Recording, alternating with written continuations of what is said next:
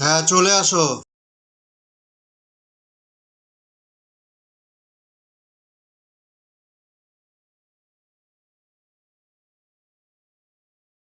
বস, হ্যাঁ, আজকে মনিরাম মুন্সির বাড়িতে কেউ নাই, শুধু ওর বউটা আছে। এত ভালো খবর আনছিস? ঠিক আছে, আজকে রাত্রেই তাহলে ওই বাড়িতে আমাদের অ্যাটাক হবে।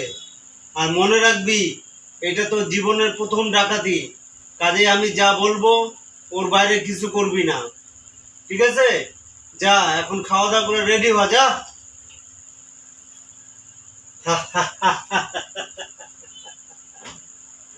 আজকে অনেক দিন পরে একটা সুযোগ পেলাম ডাকাতি করার। আজকে রাত্রেই ওই বাড়িতে ডাকাতি করে সব লুট করে নিয়ে আসতে হবে।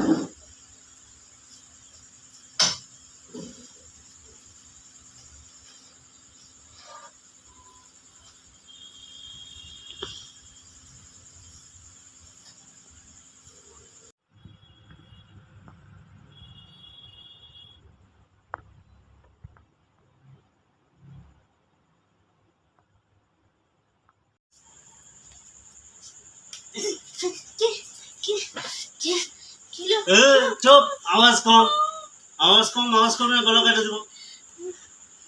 ভাই, আওয়াজ কম। বাড়িতে কে কে আছে? কেউ নাই। সত্যি তো? নড়বি না বেশি, গলা কেটে যাবে। কেউ নাই? ঠিক তো? ওই, যা যা মালপত্র আছে সব সাফা করবে, যা সাফ করে দে এই সুযোগে। ঠিক আছে বস, সব সাফ করে দিচ্ছি। আর এক ফুটো নড়বি না, চুপ করে বসে থাকবি।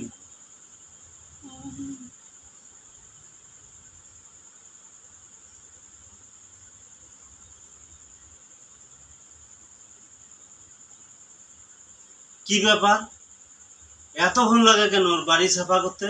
যাই দেখি গা তো কি করতেছে। আর তুই কিন্তু হিলবি না, এক ফোঁটা হিলে কিন্তু শেষ কথা, চুপ করে বসে থাকবি।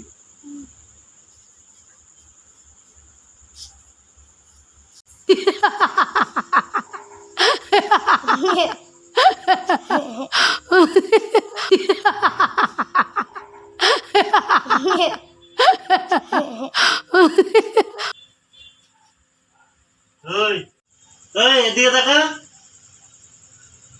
তুই কি করতেছিস এগুলা? বস, তুমি না আমার সাফ করতে। আরে জোলা ডাকাত, তোকে আমি এগুলা ঘর বাড়ি সাফ করতে বলি নাই। বলছি ঘরে যত মালপত্র আছে ওগুলো সাফ করতে। আর তুই যেন পরিষ্কার করা শুরু করেছিস। তোর মতো জোলা ডাকাত নিয়ে যদি আমি যাই না ডাকাতি করতে, আমি ধরা পড়বো আর আমার জীবনটাও শেষ হবে। যা, তোর মতো ডাকাত লাগে না আমার, যা ভাগ। কয় না, নতুন লোকদের কোনো সময় কাজে লাগে না। আমি যে কেন নিয়ে আসছি একে, এখন আমার একাই সব করতে হবে। আর কোনোদিন কাউকে নিব না, একাই ডাকাতি করবো।